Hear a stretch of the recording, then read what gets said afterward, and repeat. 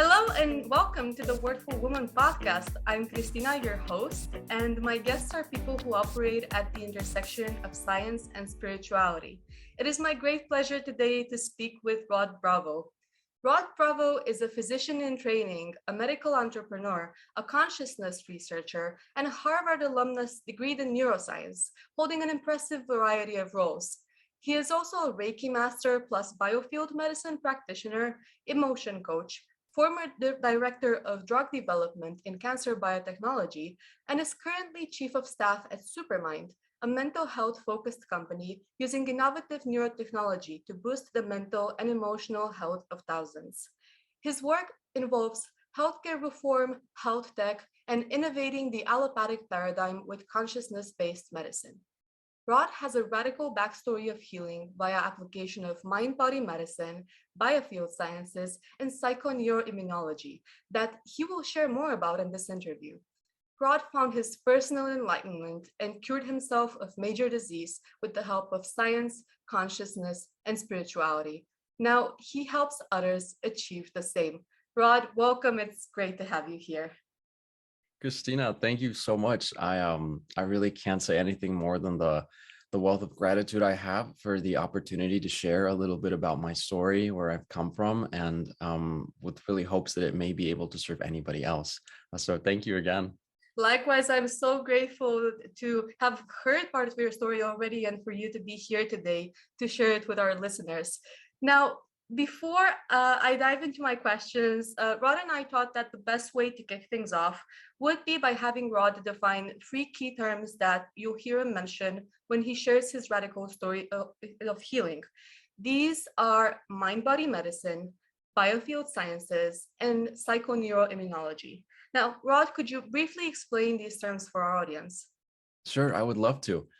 So mind-body medicine, biofield sciences, and psychoneuroimmunology is really a culmination of hundreds of years of investigative science that people like scientists have been doing in order to sort of understand each of the disciplines independently, like psychoneuroimmunology, psychology, neuroscience, neurobiology, immunology. Like, how are these kinds of things related?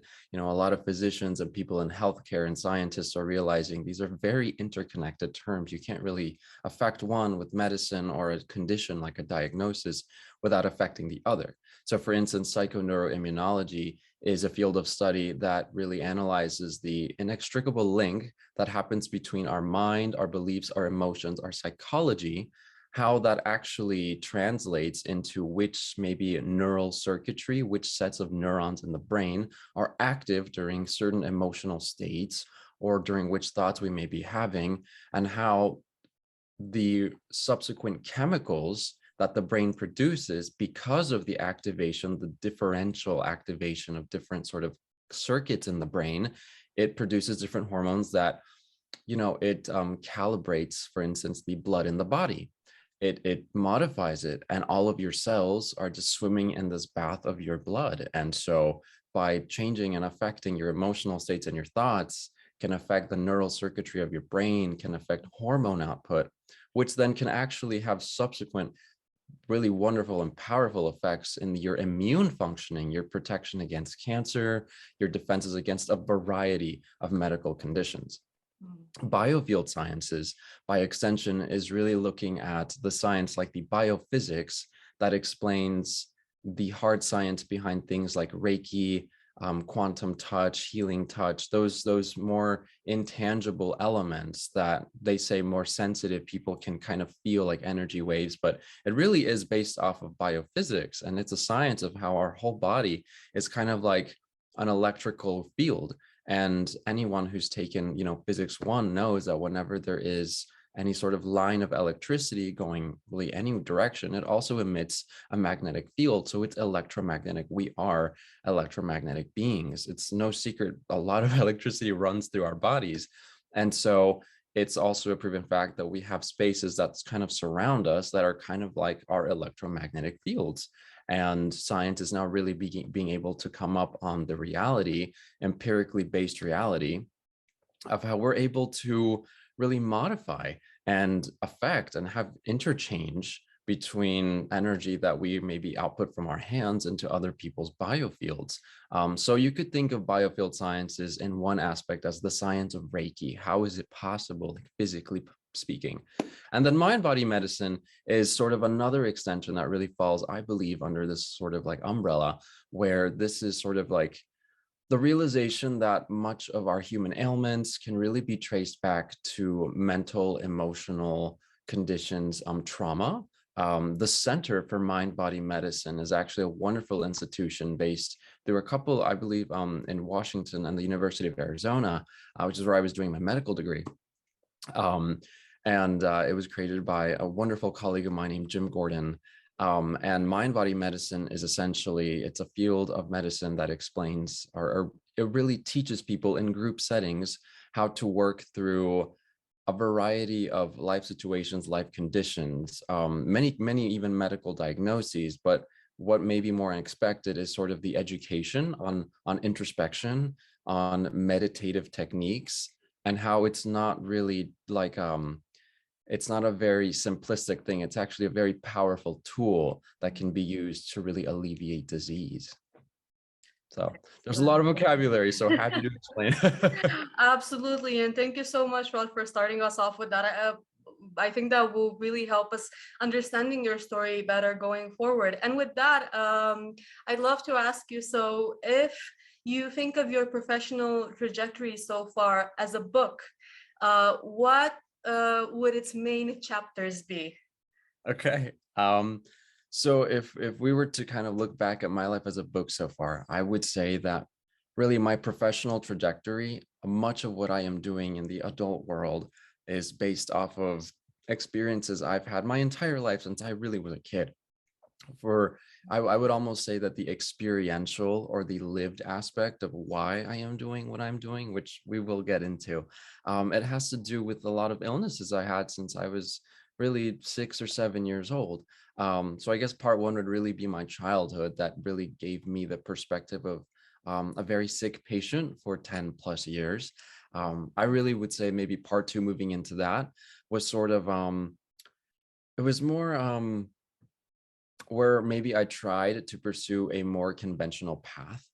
And this was something that actually really took place starting with my studies at Harvard when I was 18, and really how my experiences as a patient going through more conditions and healing through others through very non-traditional means, it really started to create a dichotomy on the road for me because I was educated and being raised to think about how science and healing really works in a certain way, but my own life experiences were very contradictory. So part two was maybe more kind of like that divergence, and finding the happy place, the happy medium in the middle. And then I guess maybe part three, the most radical one, would really have been how that whole situation got escalated into me actually being a medical student and me realizing that there was a lot of value in credit, the realization, that's part three, and how there is a lot of, where I was saying value in credit and what I had experienced in my own illness narrative. And as I've come to see thousands of other people, and how this was really something that a lot of my colleagues or the curriculum in allopathic MD medicine really can't reconcile, really couldn't make total sense of. And so these three elements are kind of what coming together to make what is going to be part four, which we'll be talking about. Okay, so we have the experiential period, we have the divergence period, we have the realization period, and then we have the fourth part that we're going to dive in a little bit later. But for now, I love to zoom in a little bit on the divergence period. And after trying conventional therapies for years with no success, what made you decide to start exploring other medical philosophies, and how did it initially feel going down this route? Okay, that's a really good question. I think maybe one way to help maybe listeners and the audience really be able to grapple with what is other medical philosophies is to maybe just give again a bit of definitions here for what is something like alternative versus complementary. What is a medical philosophy, right? Simply put, it's really just where in time and location around the world did a way of thinking about the healthy and diseased body come from? It's no secret that, for instance, in the United States, it's a much newer paradigm of medicine. It's really known as the allopathic philosophy. That's what traditional medical doctors, MDs, study in medical school. And this is something that was really inspired by a lot of sort of like the machine, the industrial revolution. And that really had to, so it was really around that time, like Cartesian or Newtonian thinking. It has to be like observable, that our idea here, or at least in mainstream medicine in the US, began to say that all changes are sort of like directly viewable in the body. And one part of the system goes out of glitch and it may be fixed with a drug. And that does happen in a lot of cases. There's a lot of value and conditions that can be healed with allopathic medicine. But another medical philosophy really draws on the concept that the body is much more integrated. These may come from traditional Chinese philosophies or Eastern or Near Eastern cultures that are, just fractionally speaking, substantially older than the model than we have in the United States, have been alive for thousands of years. And so that medical philosophy maybe is something that draws more comfortably on the idea of elements such as medicine through understanding reincarnation, energy healing, the body's highways and byways of energy through acupuncture, a polarity therapy. In years past in the United States, those kinds of medicinal interventions were sort of put more on the wayside. They were first given this term of they're alternative medicines. They're not the standard that we have in the United States. It really was COVID, interestingly enough, and just the sweeping wave of people's conditions, a lot of rare, chronic, autoimmune things that a lifetime on pills is not acceptable for a lot of people anymore, or they're just not happy with the care that they're receiving. They're beginning to ask for more of these more integrative medicine-based modalities. And so that whole almost bucket of alternative medicines has now begun to really adopt the term complementary, where yes, we will accept them. They are adjuncts. So like things on top of what your MD may be prescribing you, like the surgery or the pill, to sort of work with one another. Mm-hmm. And obviously there's another way, people who don't want anything to do with the old stuff. They want everything to really be based on this new kind of thing. I sort of believe that there are places and times essentially for both. There's no reason, I think, why medical philosophies shouldn't kind of mingle. But that's kind of how I am sort of going to be interpreting and using the words medical philosophies, if that makes sense. Yeah, it totally does. How about you? So when you started going down that route, what pushed you down that path, and what were your feelings, as you walked along it? Sure. Well, Christina, it's really funny, but it's a very simple equation. I didn't come at it as a scientist or a thinker or a philosopher or anything like that. I came at it as a patient, right? And so simply put, what really put me on this, let me explore other things, it kind of was desperation.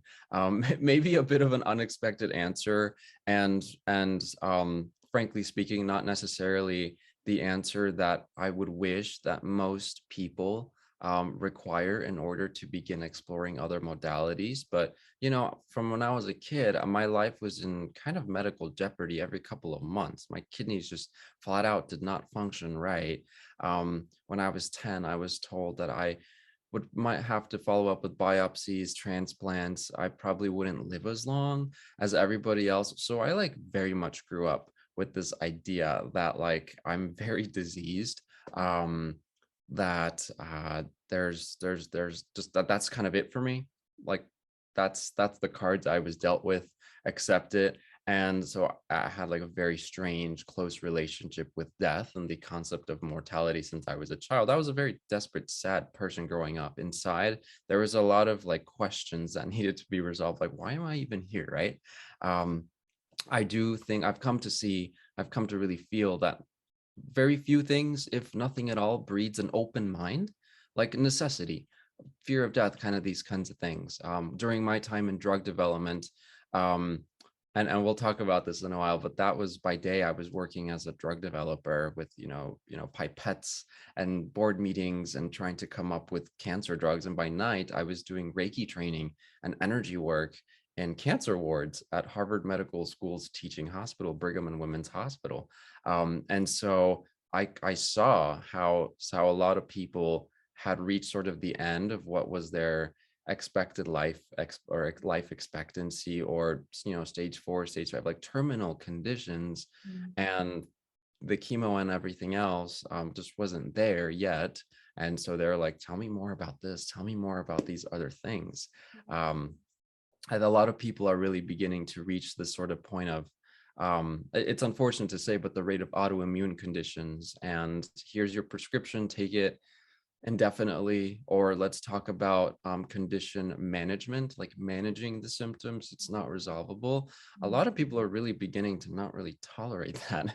They want answers, and I don't blame people for wanting them. I've really been there. But that is essentially and simply put what encouraged me, a very young, left-brained, traditionally oriented thinker, to really explore, okay, well, these are my limits to my life.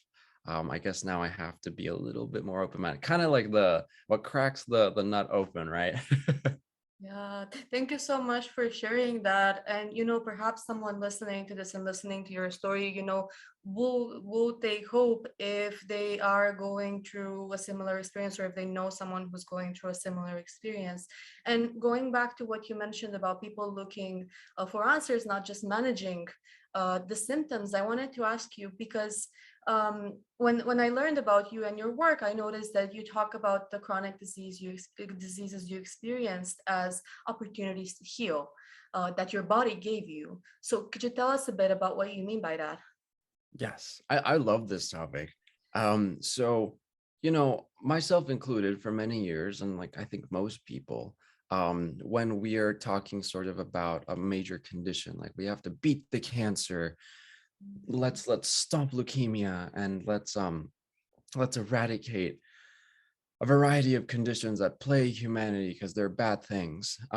They're unfortunate things, and they do cause pain and strife. And it would be nice if we lived in a world where these things didn't happen. I used to really think that diseases were like evil to be fought and destroyed. And, it really wasn't until I saw my own grandmother, who was over 100 years old, who passed away a couple of months ago, that I realized, and a lot of physicians, her own doctor, her health team, sort of communicated that, aging is an example of a lot of things happen to the body, and there's really not something to fight against. Like death was actually the natural, successful completion of human life. And they're like, yes, it's tough to see, and we can only imagine how unbearable it is to deal with as a family.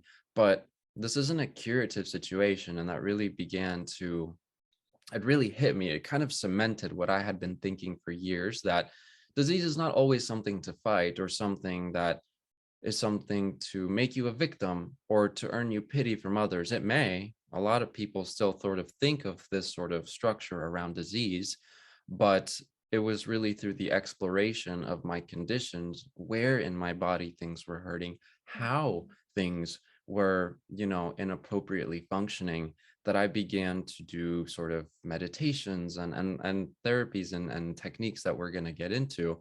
But it forced me to explore my traumas, my psyche, those uncomfortable aspects of my past and of my soul that I really hadn't, if it wasn't for my condition or my body very literally signaling where to focus in my body, I probably wouldn't have ever gone through a lot of what you may think of as like Freudian catharsis, or mind medicine, like mind body medicine, that really empowered my body's immune functioning, and endocrine and like nervous system homeostasis, to really regain its center point and its vitality again. Pain and illness had fundamentally been my teacher and the gateway for me to be open enough to seek out more profound knowledge and acknowledgement of certain things that were not really in my worldview. That really changed my life forever.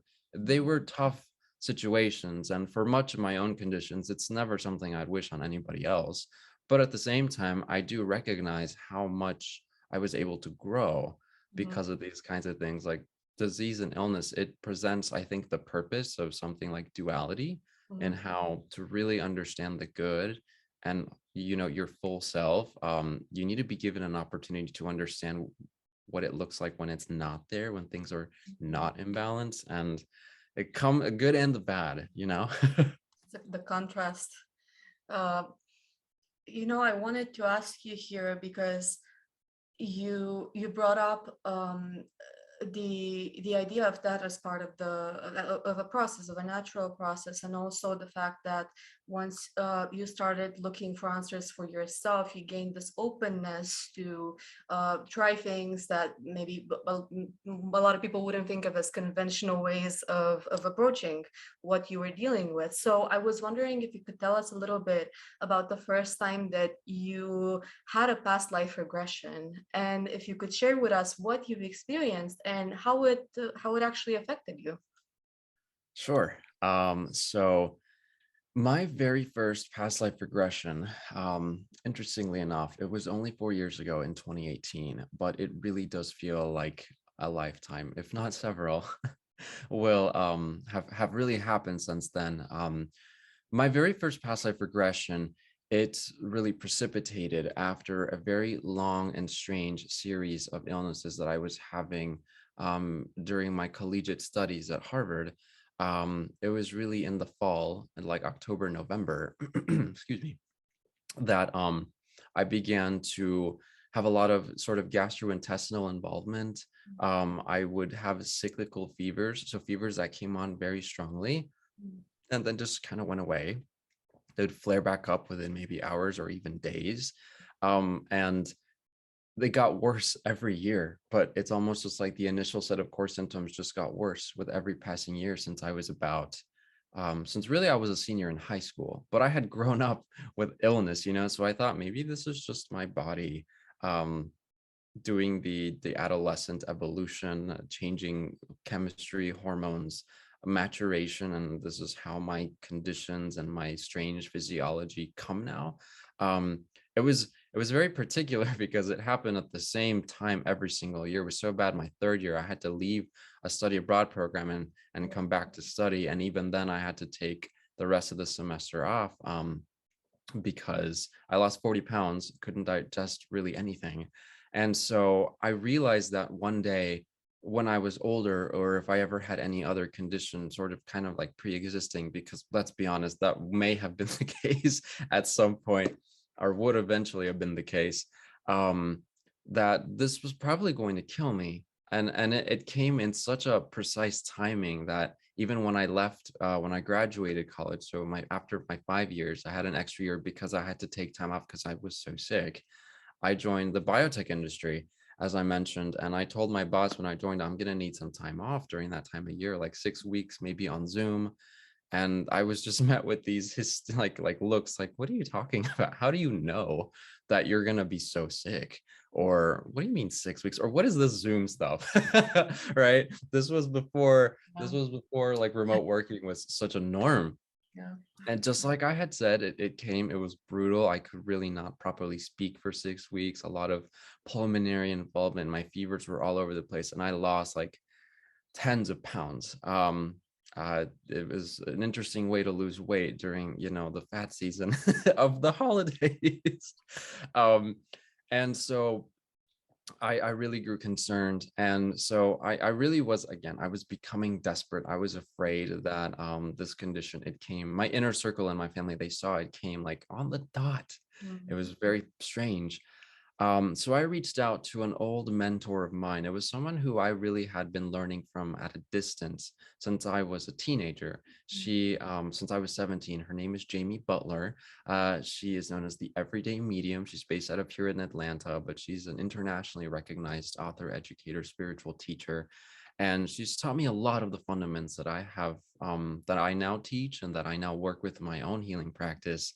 And that's actually a big part of my medical philosophy. Um, I asked her, so she's a medium. She can see spirit, she can see entities. She was born with the ability to converse like we're talking right now. It's really, it's a wonder to see Jamie work. Mhm. And so, I asked her, I don't really get this stuff. I don't fully know what you do. Please don't hurt me. I'm just a sick I was like, I'm a sick kid. I've always been sick. But I really just, I need help. I don't know what's happening to me. And I'm afraid that it's only getting worse. And I've been to doctors my whole life and Mhm. I never have gotten answers. I don't know what's happening to me. Mhm. And so she really did not take long for her to really just take one quick look at me and my energetic system. And she said, you should get connected with Dr. Brian Weiss. He's a Yale and Columbia University educated physician who is by many regards, and I think so too, is like one of the first modern day pioneers of past life regression hypnotherapy, and how a very common psychotherapeutic technique to help induce hypnosis, which everyone gets hypnotized every day by themselves. It's a thing everyone does, but a psychotherapist helps to do it in a bit of a controlled, safe space for you to maybe use it to heal yourself. Brian just took it one step further and began to have people meditate and remember memories and traumas, emotional conflicts, and the like from other lives. It really is like traditional hypnotherapy. It's just bringing in a dash of this new realm of science that's beginning to look at, is reincarnation real? Mhm. And so I went to go study with him for a week at the Omega Institute in Rhinebeck, New York. And then this was a couple of weeks out before I could feel my body was starting to do the funny thing in October, late October, early November. And then I sort of went through the workshops. I started to have glimpses of things in these group meditations, and just learning from physicians, counselors, and professional clinical psychologists who are all trained in this sort of like tool Mhm. in clinical psychology and practice. And then I get back to Atlanta and I booked a session with my friend Lee Morgan, who had also studied this kind of work under Brian. And it was, I all of us in my meditation, I all of a sudden saw myself as a young 19-ish year old Native American young man, and I'm dying. I have these blotches on my skin. I'm burning up. It was very strange. It was beautiful almost. I was like watching a movie, but I was also a character in the movie. A very safe, incredibly cathartic, emotional experience.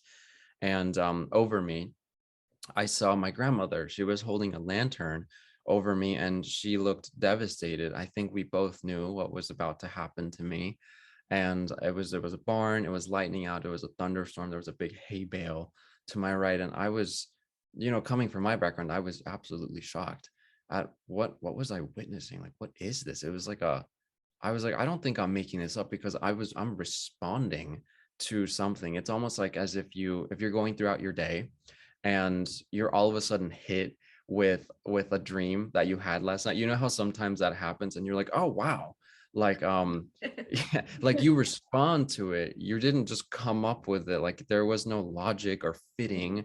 It was like, oh goodness, I remember. That's what it felt like. And I was like, I don't think I have the creativity to make this up right now. It was like an incredible HBO movie. Very And vivid. yes, yes. As theatrical and as experiential as a movie gets.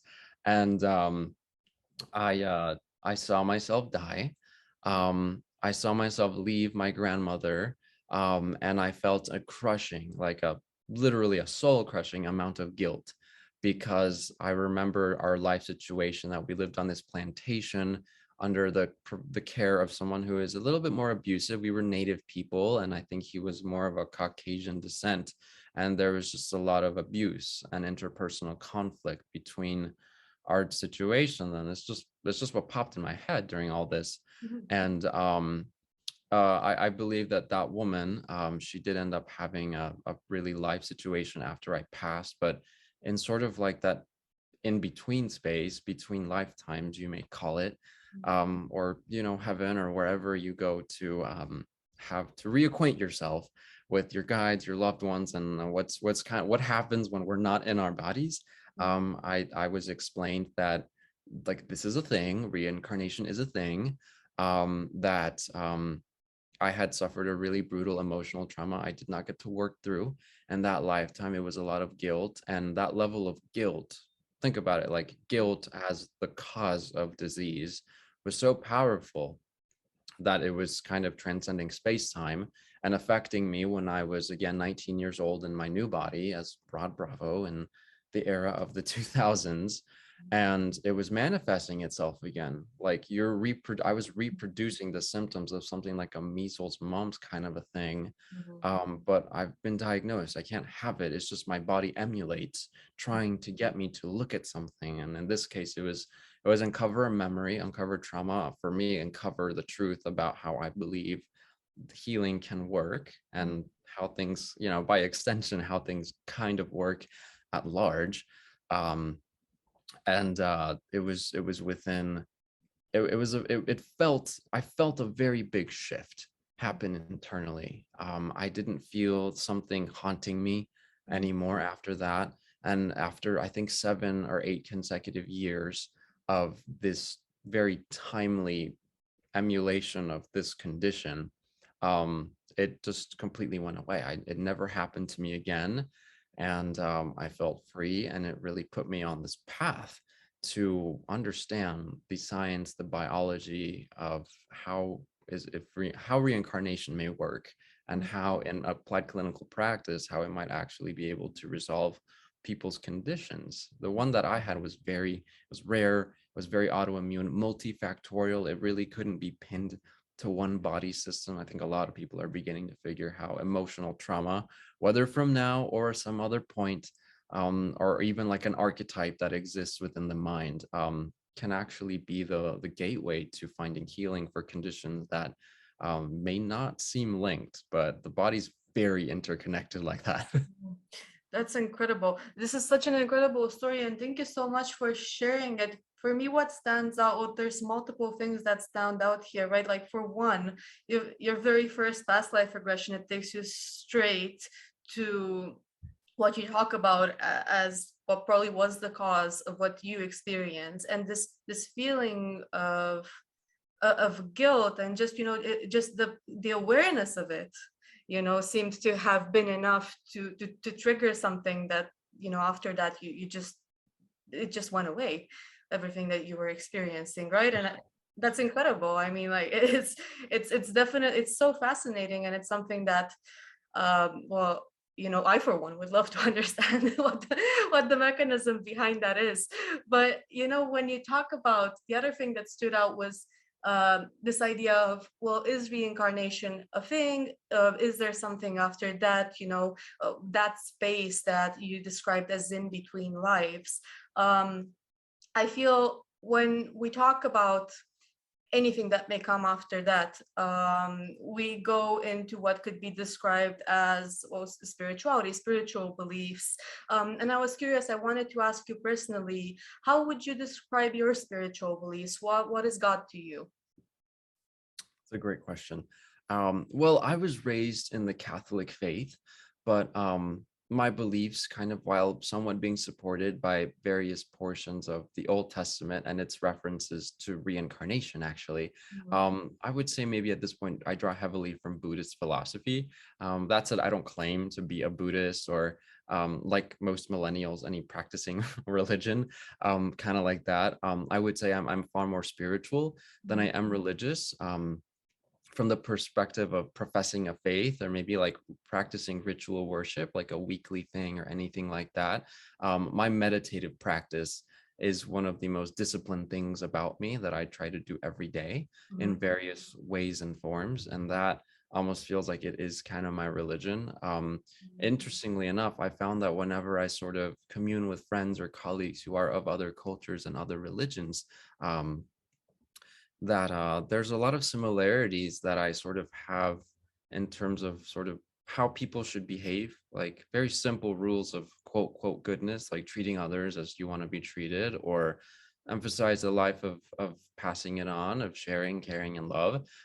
There's a lot of similarities I see between all of these things, but through a lot of sort of my own, regression experiences I've been able to touch on a lot of times that I believe I've lived in where I have been multiple religions. And so I kind of see them all as very similar, almost possibly interchangeable. They're just different metaphors through Mm, which a person can live his or her life, to understand what is one concept, what is one path to mm, approach being human. mm, I like to draw from all, and also there's not one that really encapsulates it for me. If someone were to ask me like what is God for me, um, it's very hard to pin. I kind of envision God as both a higher power that exists between, that exists sort of like out in the ether, that mm, may have some sort of contributory influence on how things play out. mm, Um, but I also have come to believe that we are very extraordinary human beings, can really do a lot. It's pretty amazing. mm, And a lot of those sort of godlike qualities are a part of me. mm, So it's tough for me as a human trapped in like a human body mm, to say God is all this, but I am also aware of the incredible things that I can do and that I am, that I have been and that I will be. And so I'd see both as God as the in and the out. It's just like perpetual love. It's kind of like the wheels that run this entire complex system. But a concise definition of God is, I'll pay you for that one. it is a big question. It is a big question, but I think you gave a beautiful answer. So thank you so much for that. And since I have asked you the biggest question I could have asked you when it comes to spirituality, let's shift gears a little bit. I would love for us to dive a little bit deeper into the science of healing.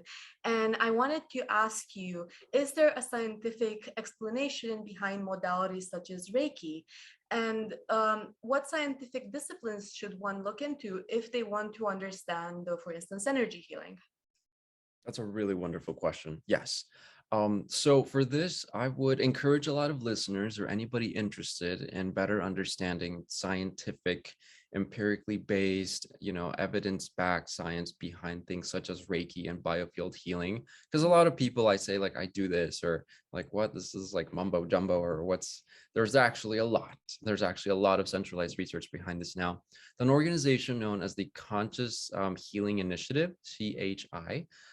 This is really a lot of the work by its founder, Dr. Shamini Jan. She's adjunct faculty at the University of California, San Diego, UCSD, and she's a biofield sciences researcher. She and several other PhDs and a lot of investigative scientists working in this sort of realm. They've produced hundreds, if not thousands, of articles at this point. It's really beginning to grow. Reiki is a practice within the scope of biofield sciences that is really explaining, they're producing a lot of research that explains the biological, the chemical, and the physical underpinnings behind energy medicine, like how the physics of it works, how it's possible to affect a biological system non-locally without a physical touch. As in people after they receive Reiki or like healing touch or something like that, you may have quantifiable and observed changes in certain proteins that may be existing in the petri dish or in like a sample of their cells of where a condition is happening. How did that happen? It's almost just like the physical synonym, the physical result of something that happened in a dimension that our physical eyes cannot see. But as you know, scientists are well aware, the eyes can only capture a very specific wavelength of the electromagnetic spectrum. And so there's a lot even snakes or other animals can see, like infrared and things like that. That is how energy gets sort of like transduced between symptoms. So psychoneuroimmunology is sort of like one of those sciences that is really beginning to understand how things like emotion, cognition, thinking styles can actually affect immune functioning. There's like direct changes that happen in the body as a result of what you're thinking, how plagued or at ease your mind may be. And like that, it's beautiful. It's an extension of how something that we don't think is linked is actually incomprehensibly linked. And that is something that's happening with biofield sciences and things like Reiki and healing touch. Okay, well, I think because you mentioned this idea of the influence of the mind on the body, Um, I'm going to ask another big question because when we talk about the relationship between the mind and the body, and it makes me think about the idea of consciousness, right? Like we don't really know, to be fair, what consciousness is. I mean, we have a lot of definitions for it. It's a big term, but it's something that seems to feature quite a lot into healing based on what you're sharing. So how would you define consciousness in the context of healing? In the context of healing, so I think in a broad sense, I see consciousness as sort of like the medium through which experience happens. All forms of experience, anything that a human can feel or go through, consciousness is really what allows a separation of going from this moment in time to this moment in time to that, to really play out, to really have a story, a narrative. The brain, as it's evolved right now, it really responds to stories, the stories we tell ourselves, the stories that we see carry out around us. So consciousness is really just like those atoms that take the form of a person, that take the form of this table that the computer is on. They're like more consciously aware. They're aware of themselves. They orchestrate themselves into all these sort of structures and clusters and play out stories for us to live through. It's kind of like a video game. That's kind of what consciousness is to me. It's a video game. In the context of healing, I see it maybe as the driving force that calls somebody who is in a perhaps a diseased or sick state to maybe want to reassess, go inward, and reach a state of more balanced equilibrium, in touch with their higher consciousness, what you may call the divine, or what they may call a healthy or a non-diseased state. I see. So if we look then at consciousness as this driving force, calling back into balance, looking forward, what do you think will be the role of consciousness in innovating the current paradigm of healthcare delivery? Yes. This is sort of like a wave of how consciousness is evolving and how we're all co-creating it, where a lot of people, as I mentioned before, my backstory, for instance, is the story of millions of people throughout the world, and that number's only getting more intense because of sort of like the environmental exposures and the chemicals and all these things that lead people to have very multifactorial illnesses. The consciousness of a group of people who are sick and they do not want to be sick, and their options run out, and at that point people's bandwidth of acceptability, it broadens in terms of what they sort of may be looking out in terms of treatment or guidance or healing. It's through this sort of experience, again, it's this story that then people are led to lifestyle adjustments, facing traumas and fears. In my case, they were traumas and fears from, seems to me, as other lifetimes, essentially reacquainting themselves with various aspects of their whole, maybe enlightened selves that they really weren't privy to prior. It's like consciousness discovering itself, right? It's like a bunch of atoms in the form of like people who kind of forgot when they were born. They had this sort of like spiritual amnesia, and it's the experience, again, by which it lets us have is rediscovering that about ourselves. There's a huge wave of people who are really feeling that allopathic medicine, it does not fully serve them. It serves them to great degrees, never get me wrong on that, but it may not fulfill every single one of their sort of needs as a patient. Where you know, when we go see our doctors now, people fundamentally want to feel validated and loved, cared for, having sort of like a recognition of their psyche, the emotional self, and even one's maybe spiritual or even divine needs. That's something that is, I would say, lacking in a lot of components of the medical system, because there's been this sort of like separation, like the body as a machine, and then our emotional loving needs, they're very much the same, but a lot of physicians are not really, they don't operate that way.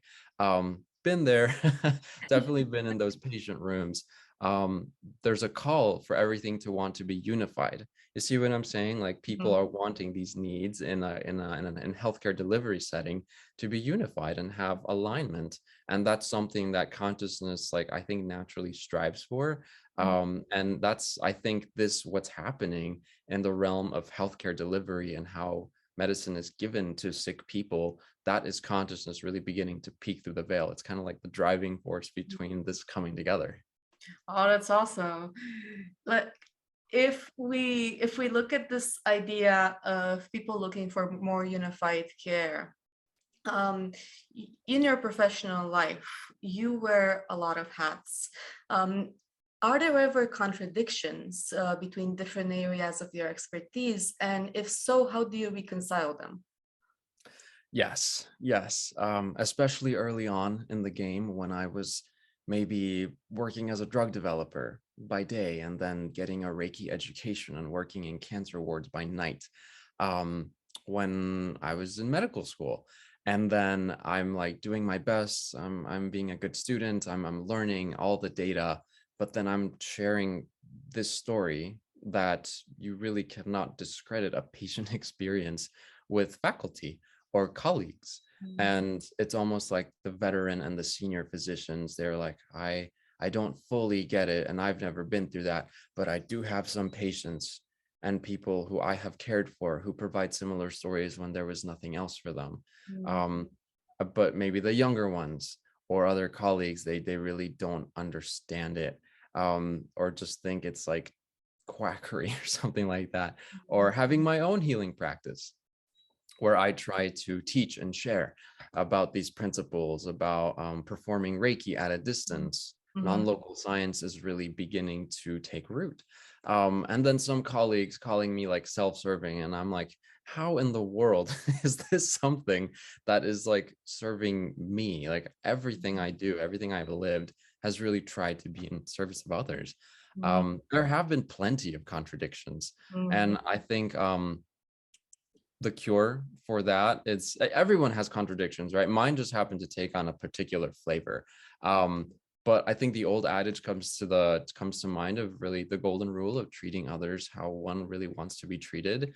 My grandfather, he was a very wise man, and he always used to say, you know, bear things with an open mind. Mhm. Even scientists particularly come at it with using the head and the heart. There really should be a balance between the two.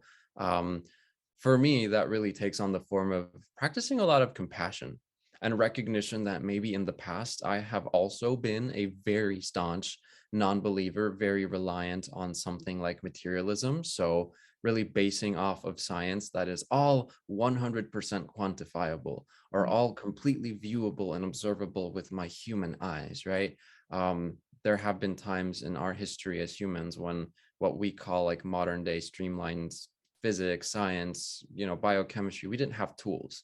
We Mhm. didn't have understandings. It was a lot of guesswork. It was a lot of people who were ahead of the curve, very edge science. And with time came the tools to be Mhm. able to show people this is how we can witness this, visualize it, quantify it, Mhm. and all of those things. That's what's happening with biofield sciences and energy medicine sciences and non-local duality consciousness sciences. Like edge thinkers know what's up. A lot of people have lived it. A lot of people want it. We just don't have machines. Apple isn't producing something to visualize a Reiki session changing someone's auric field. There are a lot of like technologies that are kind of like scattered and out there, but it hasn't really congealed into maybe like a centralized industry or a mass produced product. Um, you know, I have definitely learned that there's a lot that we don't yet fully understand. Mhm. And that's, I think, maybe the easiest and simplest thing to respond to naysayers or skeptics or questions, right? Contradictions. It comes from people who are like, well, how do you know? And I'm like, well, fundamentally, anyone who is like remotely expert in healthcare medicine, they will agree that we don't know everything. Mhm. Which by necessity requires us to approach things with an open mind. Mhm. I believe in being skeptical and think things till things are proven. I really do. Mhm. So I feel very fortunate to be living during a time when this is really coming together in terms of publications, scientific interests, speakers, and people with very many degrees um, speaking and teaching about this kind of stuff now. I agree. It's a very exciting time. And since we have the momentum in these times, I wanted to ask you, what do you think would help make the use of these other modalities, such as energy healing, more widespread? What is it that we Mm. need there? So as it's happening, and as I have seen, one of those things has been time. Um, People are becoming more sick with a lot of conditions that are very multifactorial or confusing. It's very hard to pin down. People are naturally becoming a lot more sort of like skeptical of their physicians, or turning more to occupational therapy or acupuncture or massage or self-care really as the first thing that they turn to before they actually want to go meet with a physician, deal with insurance and all of those things. That is organically happening without really any input from any spiritualists or woo people or alternative or complementary practitioners.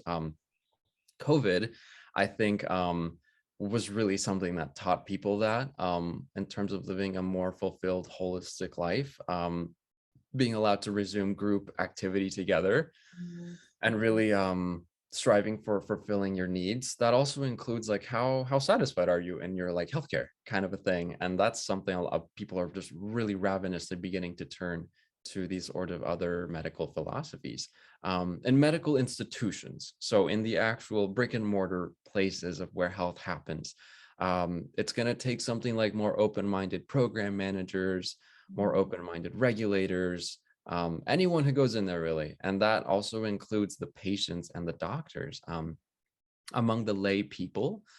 So like non-scientific audiences, like regular people who work in other industries, etc. It might take more and more of people kind of developing issues, maybe like the ones I had, and being obligated to explore their options.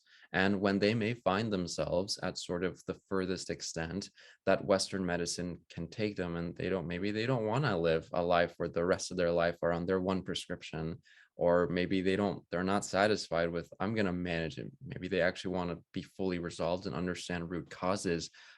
That's something that, like I mentioned a bit ago, it cracks people open, and for the realm of possibility of what other sort of philosophies can I explore. So it's kind of a mixed bag in a broad sense. Like what would help make these kinds of things more widespread? It's happening naturally, but I think change is something that always requires an open mind, and maybe just in general us being more open to new forms of science, new concepts and models of how things may actually happen. I think we are teetering on maybe this one spot of we think we know more, or we're very confident of what we think we know. and and there's a balance to be made between sort of like having your footing and having understood and learned so much about how the body works and producing treatments, and then lifting off and taking the next step, and being balanced in the in between before you kind of reach the next era of kinds of medicine, kinds of medical philosophies. Like there's definitely, it's tricky to retain like, what have we gotten right and how much of it is about to change. It's uncomfortable. Change is not comfortable. For sure. So it's open-mindedness globally. I think that's what's needed. Okay, awesome. Since you were mentioning let's say the social disconnect that was triggered with COVID, let's talk a bit about healing at multiple levels, because you're talking not just about healing at an individual level, but also at the community and the society, wider society level. So can you share a little bit about how individual, community, and societal healing relate? Sure. So something that I like to, let me paint a metaphor. Um, and this is something that a really wonderful speaker named Matthias de Stefano, that he talks about on Gaia and a lot of his own spiritual teachings. Humans are like neurons. You know, I studied neuroscience. I love neuroanatomy, everything about the brain. Think of humans as neurons, individual neurons, and Earth is kind of like the brain. When one neuron sort of like begins to function properly, when I sort of realize what's going on here, how does healing really work, I almost felt this impulse to share it with others, like neurons bridging out, branching out to others and their community and their network. And so through this, it's almost like through finding my own healing, I now sort of have the ability to heal others, to sort of bring others kind of up to my wavelength. It's very strange how this sort of call, this inner call to share with my family, share with my friends, my loved ones, those who are willing to listen, those who are sick, Mm. who may want something else. Um, Reaching them and all that was, as it was almost like an unexpected byproduct of me finding my own healing, my own sort of like personal enlightenment of I found something that really works for me. I love to help others find the same for their bodies. And at that level, it's very quickly, it's like one neuron wanting to do its very natural function, which is to connect with the others to make a synchronized, harmonious system. Because when you have parts of the brain that are not, in harmony or responsive, that's a sign that you've had something like a stroke or brain death. um it's not in vitality, it's not synchronized really. I really like the metaphor of humans as individual neurons because they love to network, they love to connect, they function better when Mm. they harmonize with one another. And so that's kind of how I see. It's also so more practically speaking about what I meant by I heal by healing others. Mm. In my own healing practice, for instance, I learn a lot about myself Mhm. when I discuss situations with clients about their medical conditions or what's going on with them.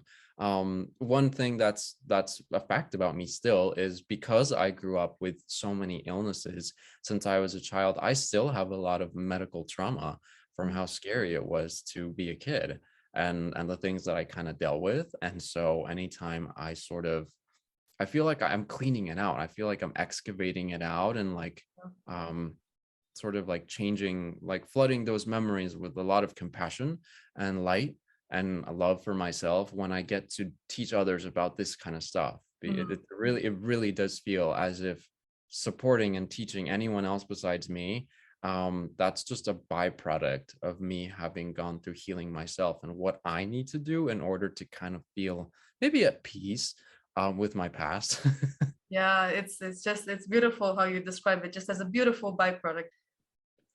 Thinking about who might be listening to us today, if anyone listening is living with illnesses that seem incurable within the paradigm of conventional medicine, or maybe they happen to know someone who does, what would you like to say to them?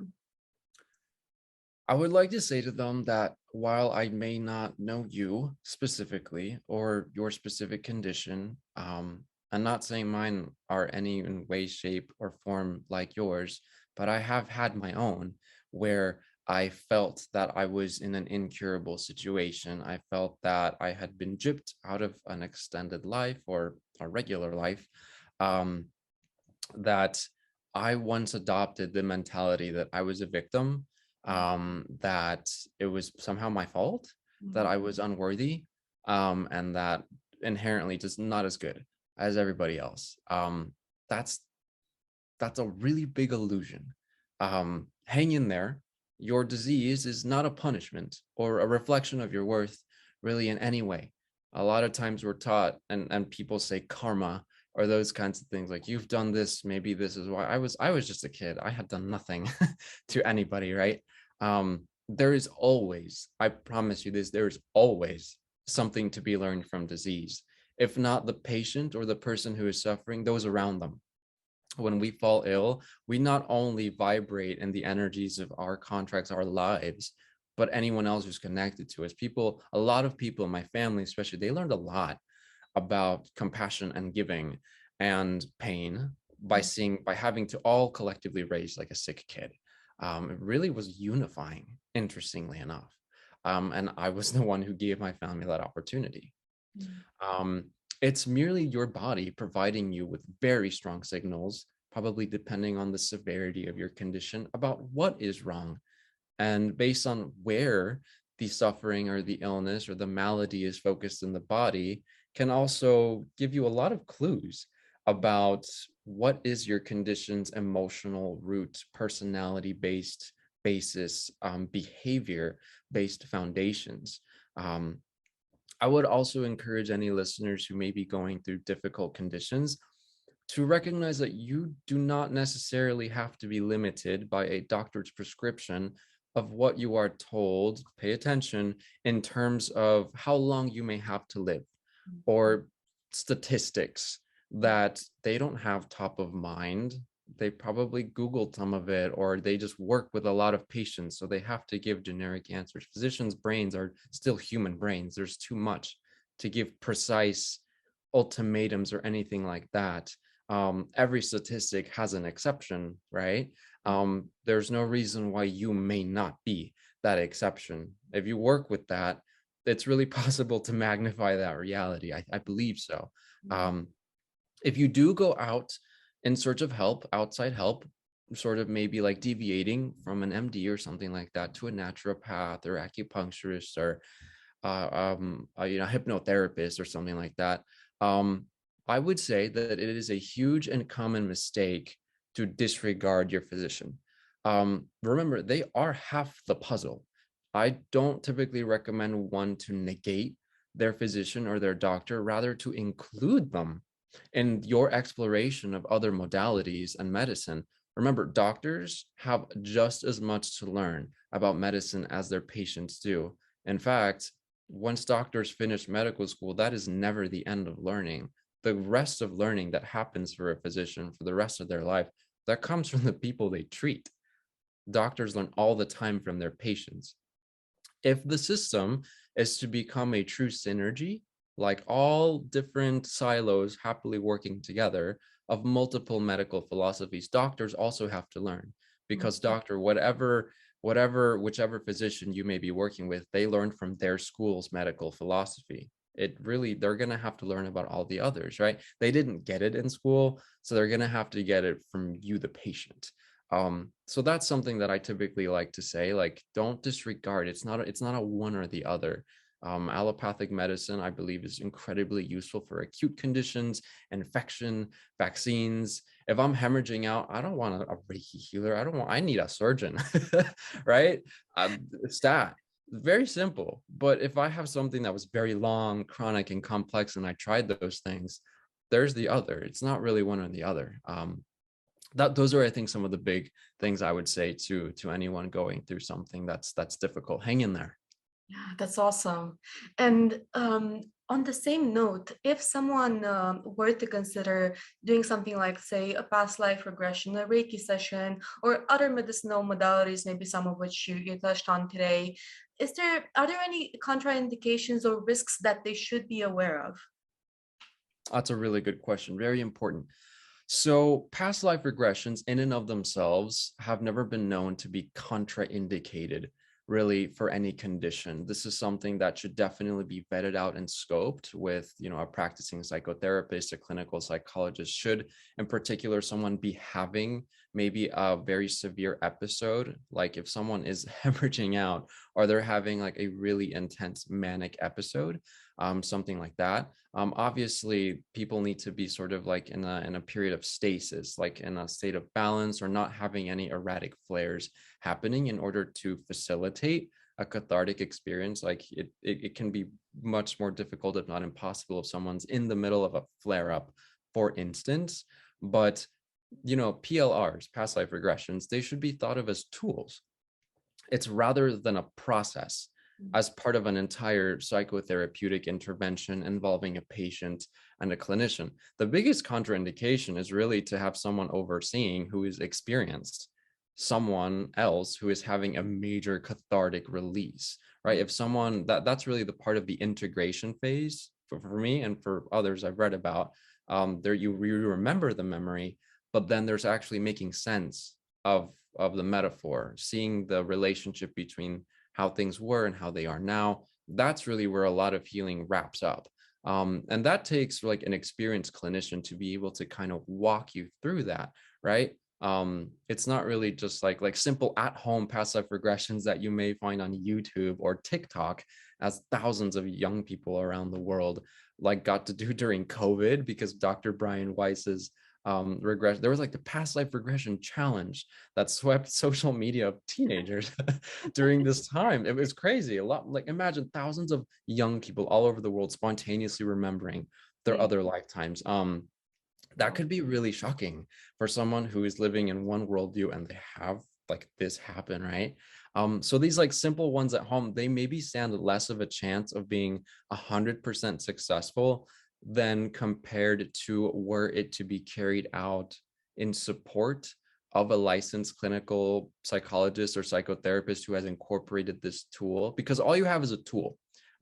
With practice, though, or maybe in conjunction again with someone who is vetted in helping people walk through this experience, you can do it yourself at this point, because I've had to do so many for all of my conditions and it's extremely effective for me. I can do it myself. But there's a reason why each session costs like $200 to $400, because it does take a lot of training and walkthrough for someone to ease you through shocking visuals or a memory that may come up, but it will never really harm anybody. If that's your question, there's nothing, it's you have this, you can't have a past life regression. The biggest difficulty might just be in it takes you longer or it's harder for you to become hypnotized. But most people, for listeners out there, the majority of everybody can be hypnotized to some degree. Something else like Reiki, real quick, if I can share about it. That has never been really shown to harm a participant. However, for my own practice and from many other Reiki masters I have communicated with, there are a lot of times when it can feel uncomfortable for the participant or even the Reiki master, the deliverer of the energy, if someone is going through a major diagnosis, like a major tumor or like something that's really, really blocked or just diseased in the body. It can feel uncomfortable because there's a lot of like restructuring happening at the energetic level. Pain signals come out from the body, but it will never like kill or hurt or harm. It can just feel uncomfortable and at times possibly very uncomfortable, but never contraindicated from what I've seen. Sometimes after very strong, effective Reiki sessions, I have seen clients of mine, they have like bowel movements like immediately, or they may get very drowsy. So obviously, like after you've had like an energetic massage for like an hour and a half, like you probably don't want to go, working with heavy or intense machinery or doing some intense activity.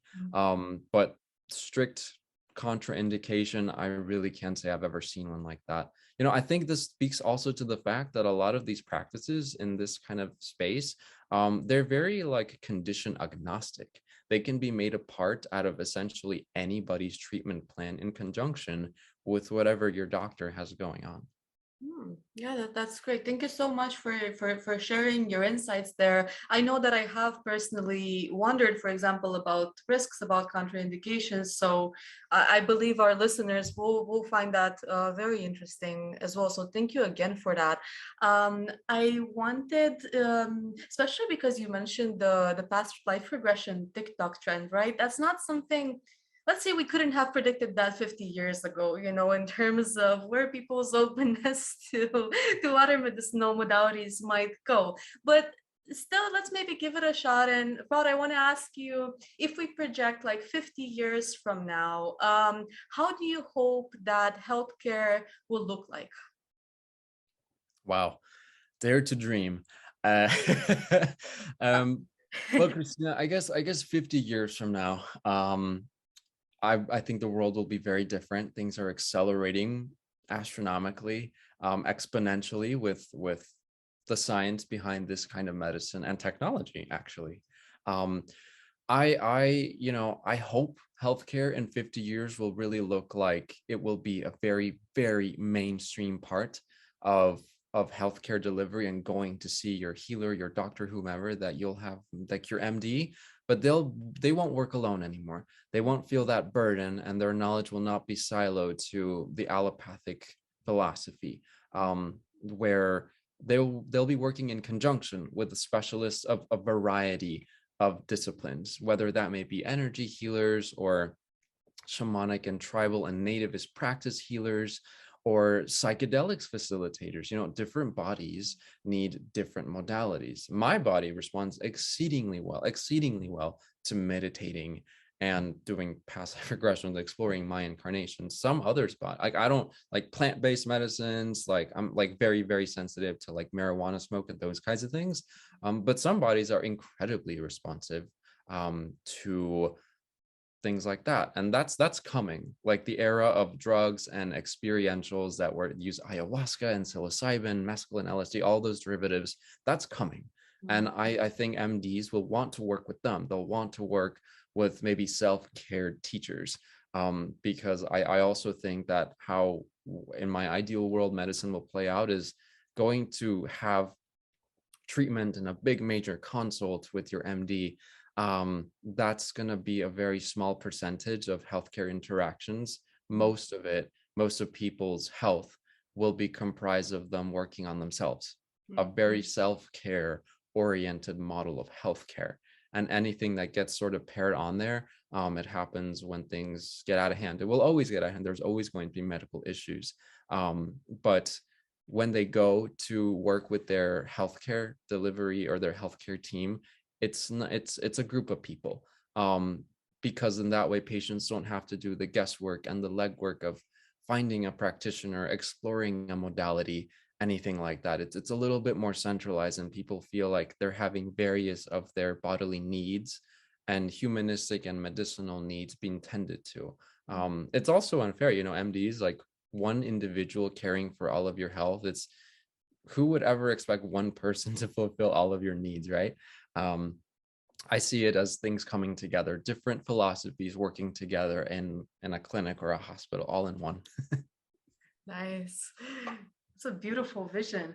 And I thinking of vision and looking to the future and projecting into the future, if you were to be remembered for just one thing, what would that one thing be?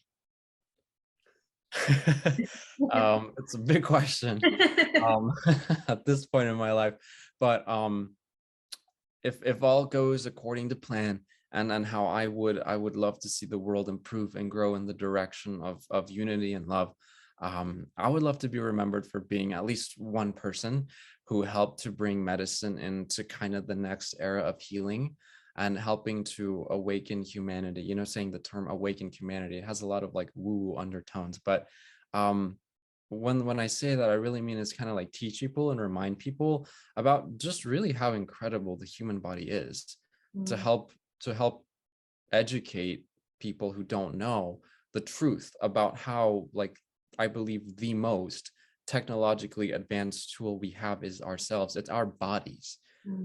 I did not think that I would overcome so many conditions by doing advanced meditative techniques. That's a really radical technology that didn't need a single battery or electrode or anything. But that's my body, right? But other bodies, I feel it, I know it, are just as diverse and capable of doing really amazing things, at least from the perspective of when you are sick, like all the different ways that you can tell yourself you're not. It's there for the taking. It's just a matter of showing people through their illnesses, like, here's what you have, let's work through it, you'll be amazed. That's awesome. Rod, I think we covered a lot of ground today, but I still wanted to ask you, is there something that I haven't asked you that you want to share with our listeners? It could be about your work, it could be about your personal life, about your insights, anything that you want, but maybe something we haven't covered yet. Okay, yes. I think this is like a very simple kind of like a next step kind of question. I would love to share that a lot of the concepts that I've been sharing today about how medicine is, how patients are, what are the trends and the waves happening in medicine and healthcare, and sort of like where is this going? A lot of my academic work and a lot of my own venture work is actually to begin sort of creating these sorts of programs in centers of healthcare delivery and hospitals to actually bring in medical intuitives and multimodal practitioners of medicine to work in conjunction with MDs and patients. That is something that I'm working on right now, and I'm hoping to actually have maybe even a physical location going in the next couple of years. I know you had said 50 years, but we don't all live forever, at least in our bodies as they are right now. So I would really like to accelerate that and be sort of like bringing it on. A lot of what we discussed, at least I and many others in the field are working to make it a real thing, a real place for people to go to now, because we know about it. We know about it. It's a thing. So why not start to make it happen? That is incredible, and that is such an incredible project. And I just want to say that everything that you mentioned today will go into the episode description. So links to everything that Rod is mentioning, including where to follow him, which he will share with us right now. If you Thank would you like, so we'll much. take it there. So a lot of work is under construction, I will admit, but I am very findable on places like Instagram. It's my personal Instagram. My name is Rod Bravocado. I love avocados. That's my handle. Please follow me if you would like to do so. Rod Bravocado is my Instagram, and any of my private healing work or through my private practice in terms of energy work and walking people through the specifics of a lot of the items that we talked on today can be found at www.bravohealing.com. It is through either of these mediums through which in the next probably couple of weeks, my creative and my strategic team will be unveiling the social media platforms and the actual website that is forthcoming for this much larger venture where we are hoping to really radically innovate the allopathic paradigm and create these sort of new programs and centers of healthcare delivery that we've been talking about today. And this is where I'll be sharing about these kinds of items on the website and on my Instagram. That is excellent. So all the links will be in the episode description. So make sure to check them out. Make sure to follow Rod so you can stay up to date with all the great work that he's doing. And Rod, I want to thank you so much for sharing your story, your knowledge, and your wisdom with us today. And I just want to say it's been a great pleasure to spend this time with you, to have heard your story, a little bit of your story, both before today and today. And I wish you all the best with your work and with achieving your vision for the future of healthcare. Christina, you're the greatest. Thank you. I really appreciate it. I also deserve, you also deserve, I want to give you a lot of gratitude because in line with people creating the ideas or any of the plans, there is an equal need for mediums and platforms to be able to actually get the word out and tell anybody who listens, like this is happening, these are resources, this is science, that it's all coming together. And so thank you so much for sort of like hosting this space where this kind of communication and spreading of the energy can happen. Thank you. It's such a pleasure. Thank you so much. See you, Rod. Bye.